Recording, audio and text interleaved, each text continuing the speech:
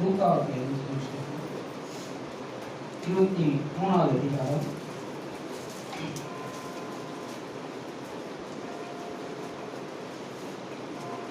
34வது வசனம்.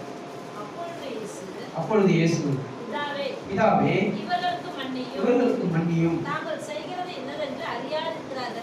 செய்கிறது இன்னதென்று அறியாது இருக்கிறார்களே என்றார். ஆண்டவராகிய இயேசு கிறிஸ்து என்ன சொல்றாரு? முதலாவது வார்த்தை பிதாவே இவர்களை மன்னியும். அதாவது ஆண்டவராகிய இயேசு கிறிஸ்து இவங்க என்ன பண்றாங்க?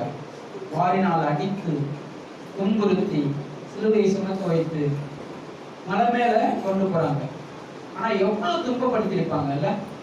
அங்க என்ன பண்றாங்க? அவங்க வஸ்திரத்தையும் என்ன பண்றாங்க? சீட்டு போடுறாங்க. இப்போ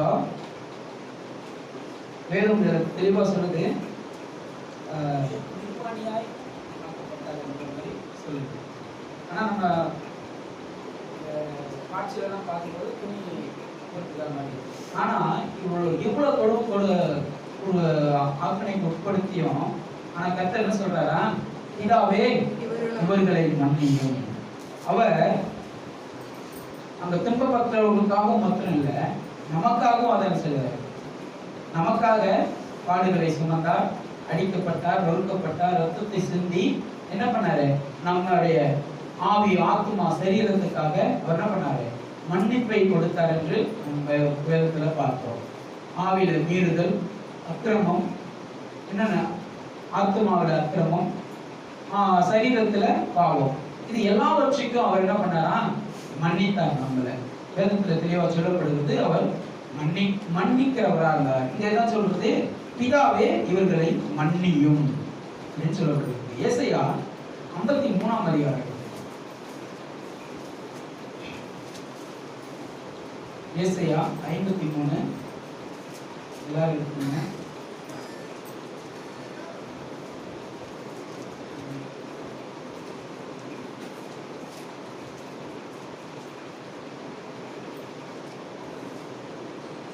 நாலுலேருந்து வாசிக்கலாமா?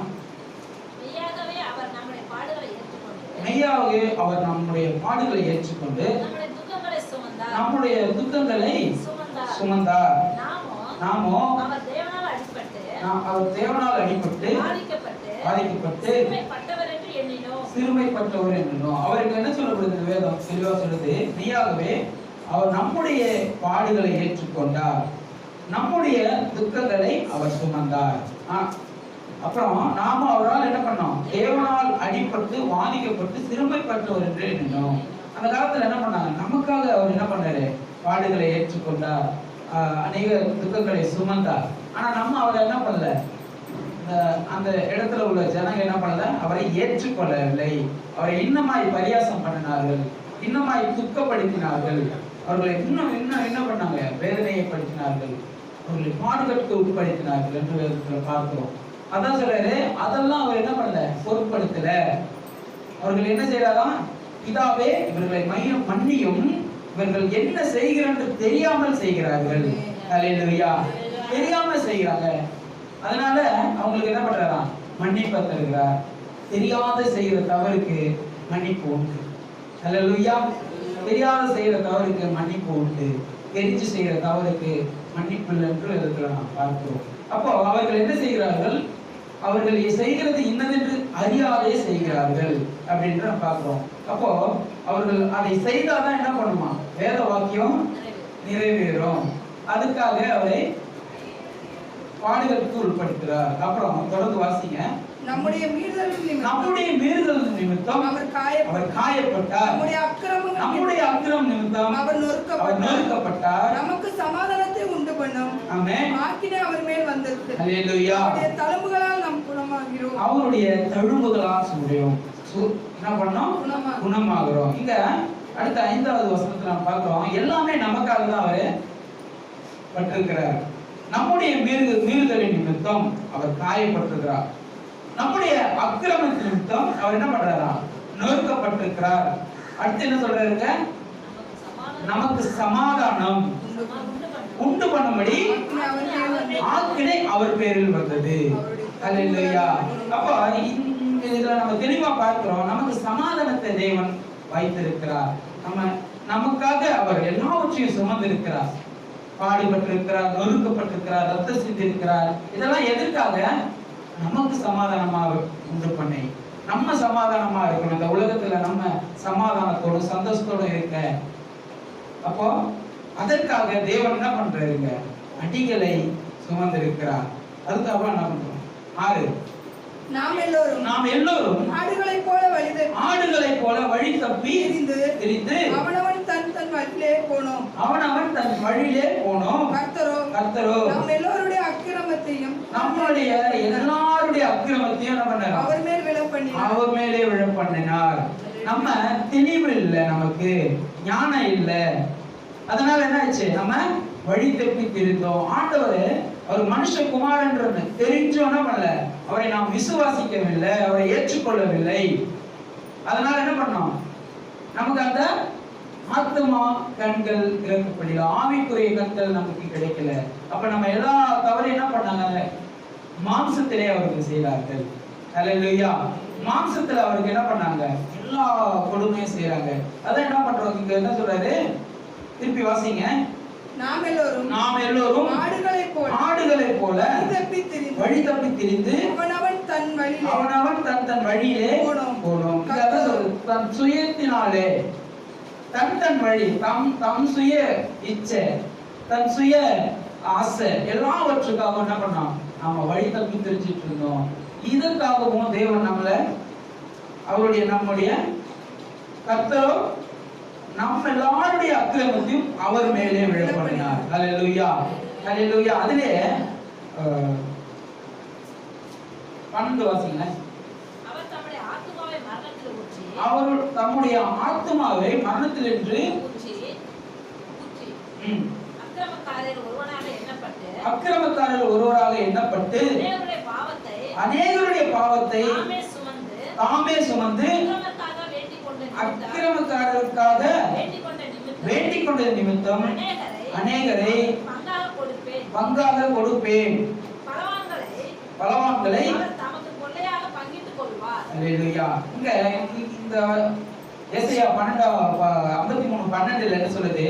அவர் தம்முடைய ஆத்துமாவை மரணத்தில் என்று அக்கிரமக்காரரில் ஒருவராக எண்ணப்பட்டார். அப்போ நமக்காக அவர் என்ன பண்றாராம்? அக்கிரமக்காரர்களை எண்ணப்படுறாரு. நம்ம அக்கிரமங்களை அவர் சுமந்துக்கிறாரு. அப்புறம் வாசிங்க. அநேகருடைய பாவத்தை தாமே சுமந்து அக்கிரமக்காரர்கள் வேண்டிக் கொண்டது நிமித்தம் அநேகரை அவருக்கு பங்காக கொடுப்பேன் என்றார். அல்லேலூயா, அல்லேலூயா. அப்போ இங்க நம்ம என்ன பார்க்கிறோம்னா, நம்முடைய ஆத்துமாவுக்காக நம்முடைய ஆத்துமாவை என்ன பண்றாரு? பிதாவிடத்தில் பங்காக ஒப்பு கொடுக்கிறார். அல்லேலூயா, அல்லேலூயா. அப்புறம் அதே அப்போஸ்தலர் 3:17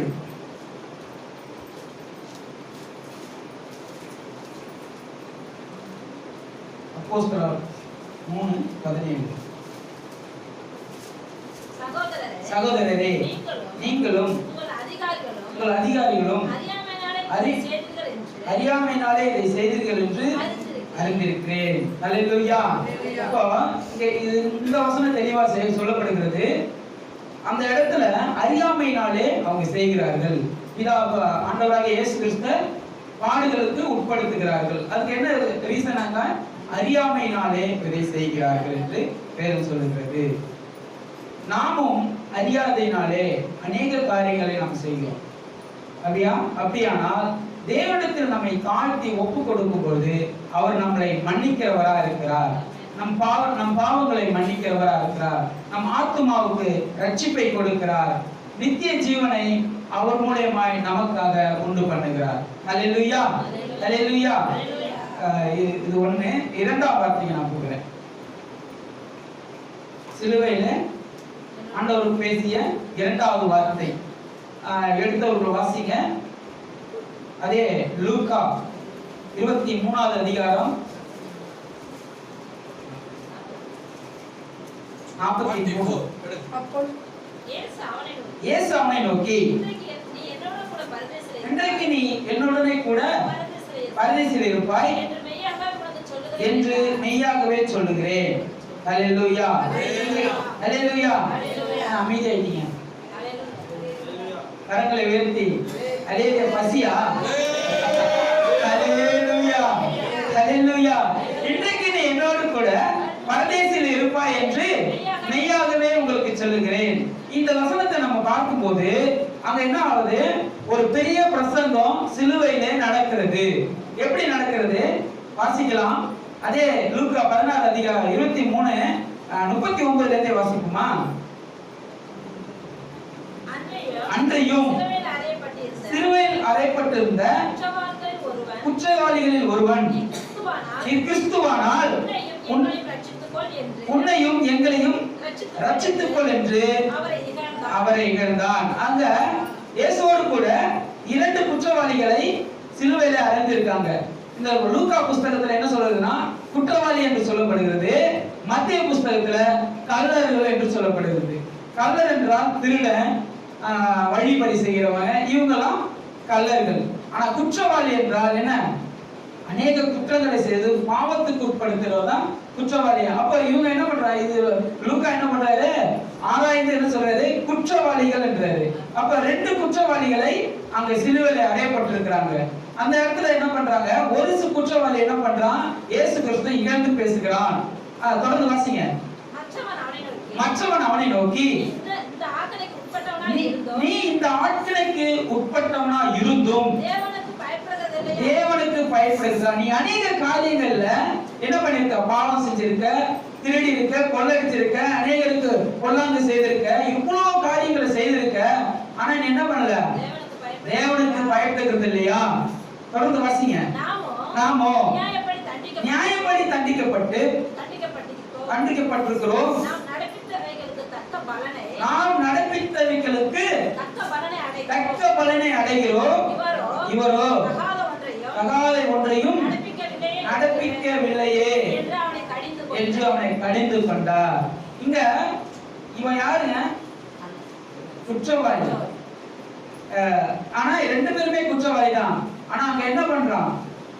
அவன் பிரசன்னம் செய்கிறான். ஹல்லேலூயா. ஒரு குற்றவாளி, தேவனை அறியாதவன், ஞானஸ்தானம் பெறல, என்ன பண்ணல? ரட்சிக்கப்படல, ஞானஸ்தானம் பெறல, வேதத்தை வாசிக்கல. ஆனா அவன் என்ன பண்றான்? பிரசங்கம் பண்றான். யாருக்கு? ஒரு குற்றவாளி இன்னொரு குற்றவாளிக்கு பிரசங்கம் செய்கிறான். இது எவ்வளவு பெரிய பிரசங்கம் இல்ல? ஹல்லேலூயா, ஹல்லேலூயா. அவன் பிரசங்கம் பண்றான். நாம என்ன பண்றோம்? தப்பு பண்ணிருக்கோம், அதனால தண்டனை அனுபவிக்கிறோம். அவர் என்ன பண்ணல? தவறு எதுவும் செய்யவில்லை. சொல்லுங்க. தகாத ஒன்று நடப்பிக்கல, அதனால என்ன பண்றான்? அவரை கடிந்து கொள்கிறான். நாம தப்பு செஞ்சிருக்கோம்டா, அதனால நமக்கு ஜெயில போட்டாங்க, இல்ல தூக்கு தண்டனை கொடுத்துட்டாங்க, ஏதோ ஒண்ணு செய்யறாங்க. அவர் யாரு? இந்த உலகத்தின் நீதிமான். நீதிமான்கள் இந்த உலகத்தையே உண்டாக்கினவர், நமக்காக பாடுகளையும் வேதனைகளையும் அனுபவித்து இந்த சிலுவையில தொங்கிக் கொண்டிருக்கிறார். நம் பாவங்களை மன்னிக்கிறவர். ஹல்லேலூயா, ஹல்லேலூயா. அப்ப எவ்வளவு பெரிய பிரசங்கம் செய்யறான். 2வது வாசிங்க. இயேசுவை நோக்கி, ஆண்டவரே, நீர் உம்முடைய ராஜ்யத்தில் வரும்போது என்னை நினைத்தருளும் என்றான். சரண்டர். ஹல்லேலூயா, ஹல்லேலூயா. என்ன பண்ணிட்டான்? அவன் அந்த இடத்துல மனம் திரும்பினதை நாம் பார்க்கிறோம். இந்த வேதம் தெளிவா சொல்லுகிறது. அந்த இடத்துல உம்முடைய ராஜ்யத்தில் நீ வரும்போது ஆண்டவரே நீ என்ன பண்ணுங்க? என்னை நினைத்தருளுங்க அப்படின்னு சொல்றான். அப்போ அவன் மனம் திரும்பி ஆண்டவரிடத்துல மன்னிப்பை பெற்றான். ஹல்லேலூயா. அவன் பாவங்கள், அவன் அக்கிரமங்கள் எல்லாம் மன்னிக்கப்பட்டது என்று நாம் விளங்கிக் கொள்ள முடிகிறது. ஆமென், ஹல்லேலூயா. நீங்க பேசினாதான் நான் பேசுவேன். நான் நிறைய டைம் சொல்லியிருக்கேன், நீங்க பேசினாதான் எனக்கு பேச வரும், இல்லைன்னா வராது. நானும் உங்கள தான். ஆமென். அப்போ இவன் மனம் திரும்பினான். ஞானஸ்தானம் பெறல, என்ன பண்ணல, எதுவுமே பண்ணல. ஆனாலும் அவன் எங்க போறான்? பரதேசிக்கு போறான். அது தொடர்ந்து வாசிங்க. இயேசு அவனை நோக்கி, இன்றைக்கு நீ என்னுடனே கூட பரதேசில் பரதேசிலே இருப்பாய். மெய்யாகவே உனக்கு சொல்லுகிறேன் என்றார். மெய்யாகவே உனக்கு சொல்லுகிறேன். ஹalleluya ஹalleluya. கர்த்தர் சொல்லுகிறார். சொல்லுங்க. கர்த்தர் என்ன சொல்லுகிறார்? மெய்யாகவே இன்றைக்கு என்னோடு கூட பரதேசிலே இருப்பாய். பரதேசி என்னங்க? இளைப்பாறுகிற இடம். நம்ம அதை பார்ப்போம். இதை நான் ஒரு 4 ரூபா சொல்லாங்க. ஏன்னா இது வேதத்துல வார்த்தையை பார்க்கும்போது அது சின்னதா இருக்கும், ஆனா அது பெரிய பிரசங்கம். பாஸ்டர் எனக்கு ஒரு 1/2 hour கொடுக்கணும்னு கேட்டுக்கிறேன். இதுல ஆண்டவர் என்ன பண்றாரு? அவனை என்ன சொல்றாரு? இன்றைக்கு நீ என்னோடு கூட பரதேசில் இருப்பாய் என்றார். அப்போ அந்த கல்லனை ஆண்டவர் ரட்சித்துட்டார். அவன் இருதயத்திலிருந்து ஆண்டவர்கிட்ட மன்னிப்பு கேட்கிறான். ஆண்டவர் அவரை மன்னித்து ரட்சிப்பை கொடுக்கிறார். அவனுக்கு நித்திய ஜீவன் உண்டு. இன்றைக்கு நம்மள நிறைய பேர் என்ன பண்றோம்? இருதயத்திலிருந்து ஆண்டவரிடத்துல மன்னிப்பு கேட்கறது இல்லை, விசுவாசம் இல்லை. அவன் விசுவாசத்தோடு கேட்டான் என்று நம்ம புரிஞ்சு கொள்ள முடியுது. அவன் விசுவாசத்துல என்ன கேட்கிறான்? இன்றைக்கு உன்னுடைய ராஜ்யத்துல நீ நினைத்தவங்க தன்னை ஒப்பு கொடுத்துட்டான். மனம் திரும்பி அவரிடத்துல ஒப்பு கொடுத்ததுனால அவன் அந்த இடத்துல ரட்சிக்கப்படுகிறான். அவரோடு கூட பரதேசியில வாசம் பண்ணுவான். இரண்டாவது, அதே வசனத்தை வாசிங்க. இயேசு அவனை நோக்கி இன்றைக்கு நீ என்னுடனே கூட பரதேசில் இருப்பாய் என்று மெய்யாகவே உனக்கு சொல்லுகிறேன். மெய்யாகவே உங்களுக்கு சொல்லுகிறேன். அப்போ சிலுவையில இயேசுவை அறைஞ்சிட்டாங்க, அவர் மரித்துட்டாரு. எப்படி இன்றைக்கு அவனோடு கூட அவர் இருப்பாரு? சொல்லுங்க. இயேசு சிலுவையில அறைஞ்சிட்டாங்க, அன்னைக்கு அவர் மரிச்சிட்டாரு. ஆனா ஆண்டவர் சொல்றாரு, நீ இன்னைக்கு என்னோடு கூட பரதேசியில் இருப்பா. எப்படி? எடுத்தவங்க வாசிங்க. 1 பேதுரு 3ஆம் அதிகாரம்.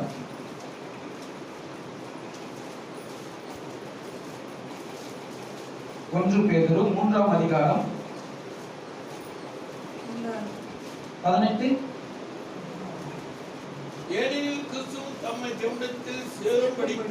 ஏனெனில் கிறிஸ்துவும் நம்மை தேவனிடத்தில் சேரும்படிக்கு அநீதி உள்ளவர்களுக்கு பதிலாக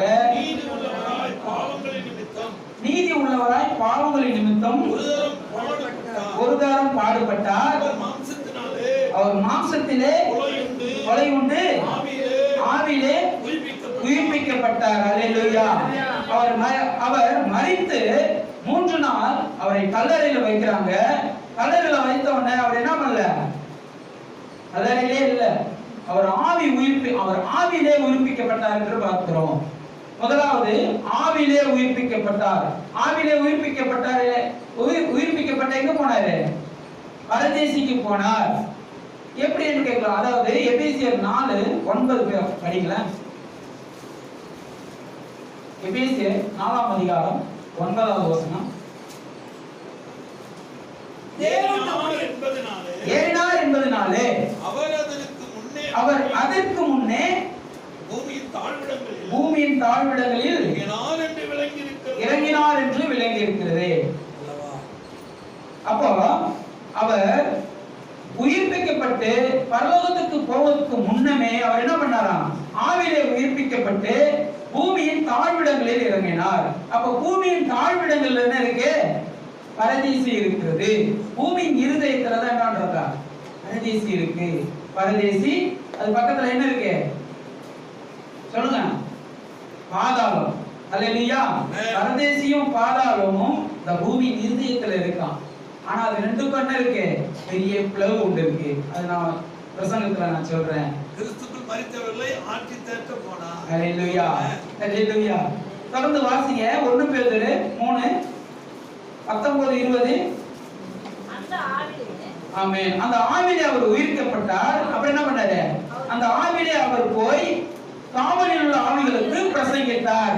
அவர் மரித்து 3 நாள் சும்மா இல்ல, அவர் என்ன பண்ணாரு? பரதேசிக்கு போய் அவர் ஆவிகளுக்கு பிரசங்கித்தார் என்று நம்ம பார்க்கிறோம். அப்போ அவர் மாம்சத்துல உயிர்ப்பிக்கிறதுக்கு முன்னாடியே என்ன பண்ணாரு? ஆவியிலே உயிர்ப்பிக்கப்பட்டு பரதேசிக்கு போய் அவர் என்ன பண்றாரு? அங்க சுவிசேஷம் அறிவிக்கிறார். அது யாருக்கு அறிவிக்கிறார் என்றால் 20வது வசனம் வாசிங்க. அந்த ஆவிகள் பூர்வத்திலே நோவா பேழையை ஆயத்தம் பண்ணும்போது நாட்களிலே தேவன் நீடிய பொறுமையோடு காத்திருந்த போது கீழ்ப்படியாமை ஆமென் ஆமென் போதும். அதாவது இந்த வசனத்தை நாம என்ன பார்க்கிறோம்? அவர் ஆவியிலே உயிர்ப்பிக்கப்பட்டு காவலில் வைக்கப்பட்ட ஆவிகளுக்கு சுவிசேஷம் அறிவித்தார். அது எந்த ஆவிகள் காவலில் இருந்தது என்றால் நோவா காலத்துல பேழையை உருவாக்கும் பொழுது நோவா போய் பிரசங்கிக்கிறார் இல்லையா, அப்போ அவங்க கீழ்ப்படியாம போன ஆவிகள் அங்க காவலில் வைக்கப்பட்டிருந்தது. அந்த ஆவிகளுக்கு அவர் போய் என்ன பண்ணாராம்? பிரசங்கித்தார். அல்லேலூயா. அப்ப அவர்கள் என்ன பண்ணாங்க? விடுதலை பெற்றார்கள். அல்லேலூயா அல்லேலூயா சொல்லுங்க, தூங்காதீங்க. அல்லேலூயா. ரொம்ப சோர்வாயிட்டீங்களோ? அல்லேலூயா சொல்லுங்க, சொன்னாதான் பேசுங்க. அல்லேலூயா அல்லேலூயா. அப்போ ஆவிகளுக்கு அவர் பிரசங்கித்தார். அந்த ஆவிகள் கட்டிலிருந்து விடுதலை பெற்றாயிற்று. அல்லேலூயா அல்லேலூயா.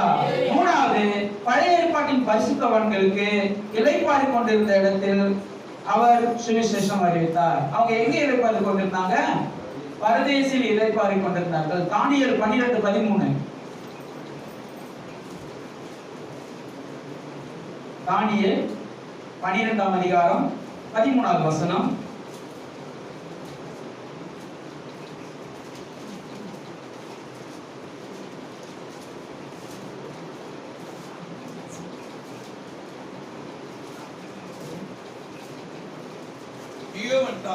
தீயோ என்றால் முடிவு வரும் மட்டும் போய் இரு. நீ இளைப்பாறி கொண்டிருந்து நாட்களின் முடிவிலே வீரத்துக்கு எழுந்திருப்பாய். அல்லேலூயா அல்லேலூயா. இங்க என்ன பார்க்கிறோம்? நம்ம பரிசுத்தவான்கள் மரித்து, பழைய ஏற்பாட்டிலே பரிசுத்தவான்கள் எல்லோரும் மரித்து எங்க போறாங்க? அவர்கள் மரித்து அடுத்த நிமிடம் கண்விழிக்கிற இடம் பரதேசி. அவங்க என்ன பண்றாங்க? பரதேசில போய் இளைப்பாறி கொண்டிருக்காங்க. இந்த வேதம் சொல்லுகிறது, நீயோ வென்றால் போய் இளைப்பாறி கொண்டிரு. சொல்லுங்க, நாட்களின் முடிவிலே உன் சுதந்திர வீதத்துக்கு எழுந்திருப்பாய். அல்லேலூயா. அப்ப அந்த சுதந்திர வீதம் எப்போ வருது?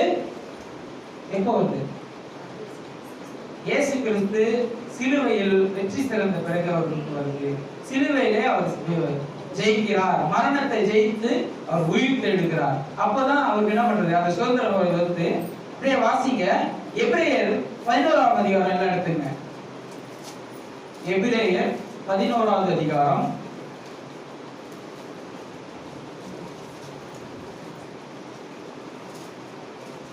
39-40.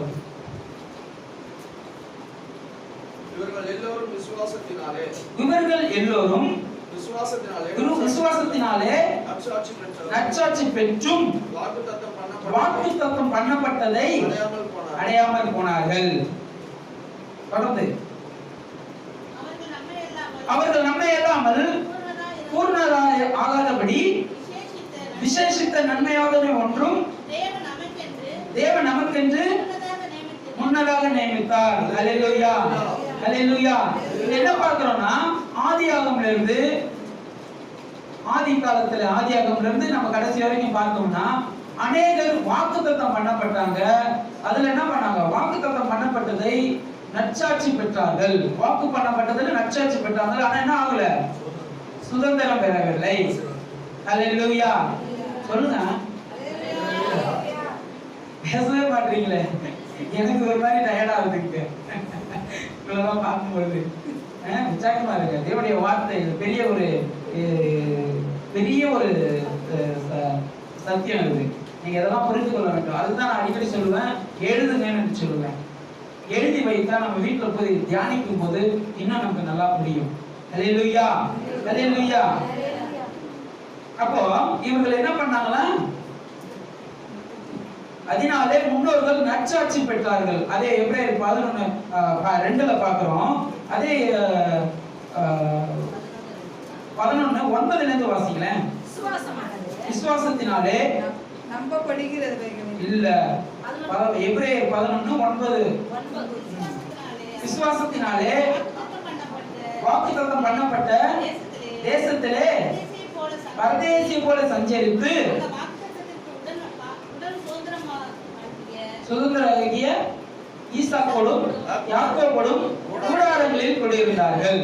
அப்போ அவர் என்ன பண்ணாரா, வாக்குத்தத்தம் பண்ணப்பட்டாங்க, ஆனா அவங்க என்ன பண்ணல, அந்த சுதந்திர விதத்துக்கு அவங்க வரல.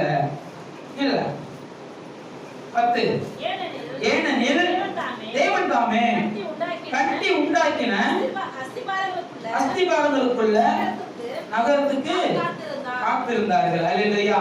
அப்ப இதுல என்ன பண்றது, தெளிவா என்ன தெரியுது, என்ன தெரியுது, அவர்கள் வாக்குத்தத்தம் பெற்றாங்க, அதுல சாட்சியா இருந்தாங்க, என்ன பண்ணல, அந்த சுதந்திர விதத்துக்கு வரல என்று நம்ம வேதத்துல பார்க்கிறோம்.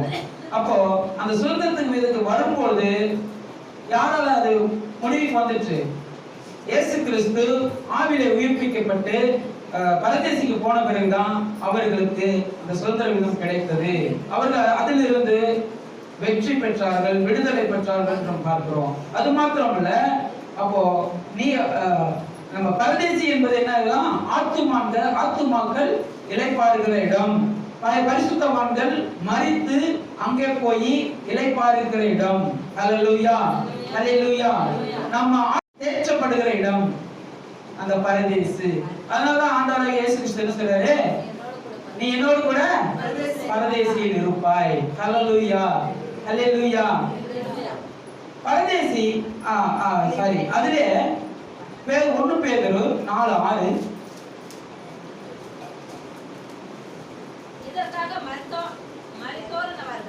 இதற்காக மரித்தோரானவர்கள் மனுஷர் முன்பாக மாம்சத்திலே ஆக்கினைக்கு உட்பட்டு இருந்தும் தேவனுக்கு முன்பாக ஆவிலே பிழைக்கும்படியாக அவர்களுக்கு சுவிசேஷம் அறிவிக்கப்பட்டது. அல்லேலூயா. அப்ப இது யாருக்கு சுவிசேஷம் அறிவிக்கப்பட்டது, பழைய ஏற்பாட்டில் பரிசுத்தவான்கள் எல்லோருக்கும் அங்க என்ன பண்ணப்பட்டதாம், சுவிசேஷம் அறிவிக்கப்பட்டது.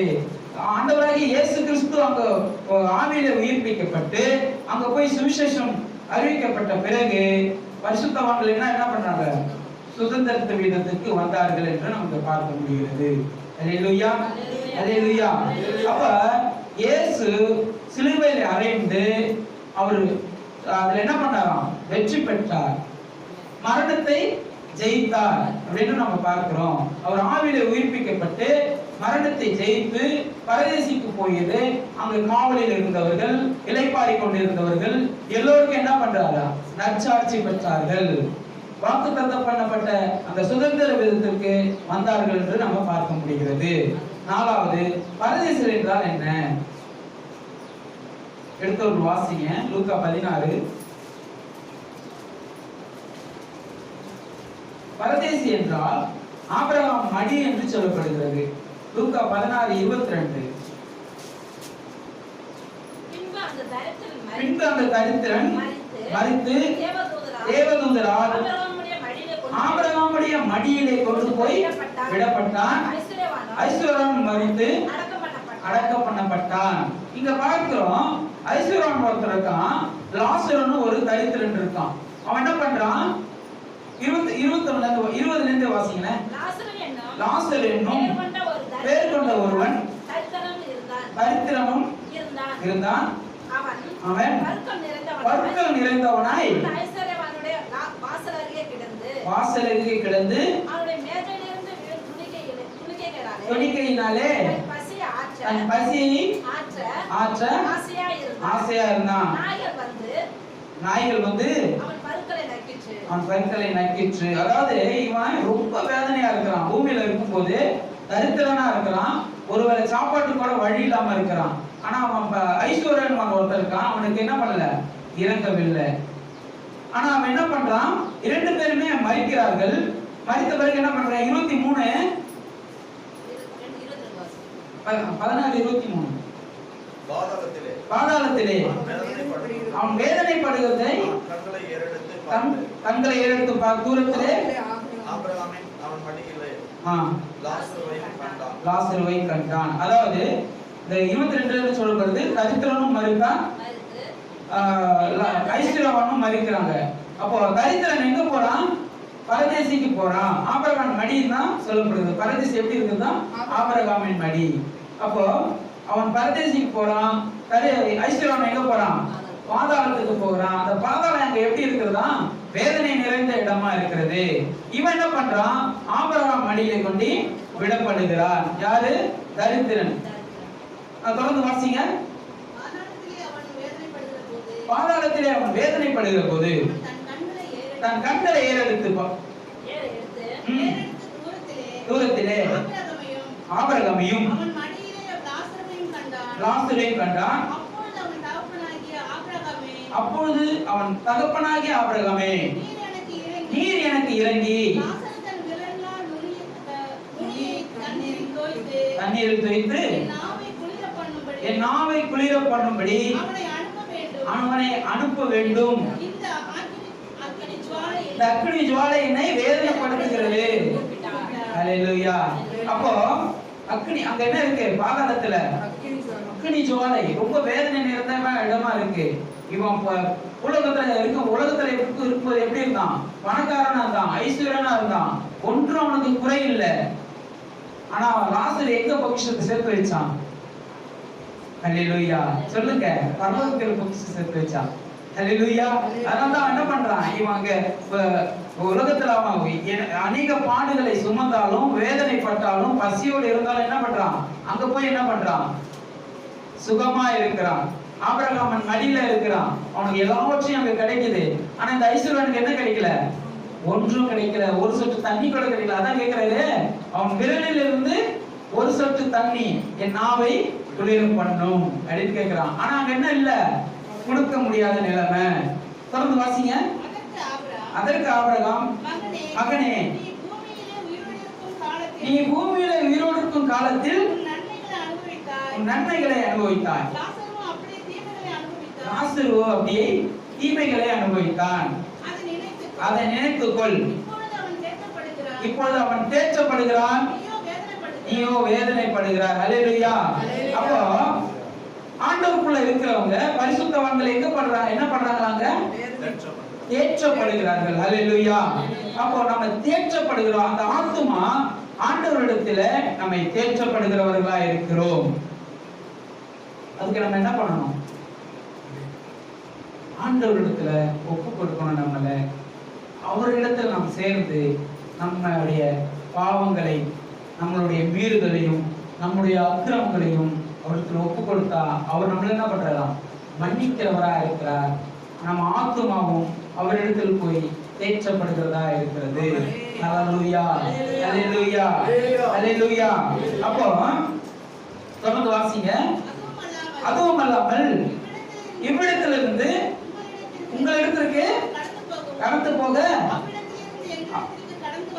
ஆமென் மனதுள்ளவர்களுக்கு கூடாதபடி எங்களுக்கும் உங்களுக்கு நடுவே பெரும் பிளவு உண்டாயிருக்கிறது. ஹல்லேலூயா. ஹல்லேலூயா. அப்போ பாதாளமும் பரதீசும் பக்கத்துல இருக்கு. ஆனா இங்க இருந்து ஒருவரும் அங்க போக முடியாது, அங்க இருந்து ஒருவரும் இங்க வர முடியாது.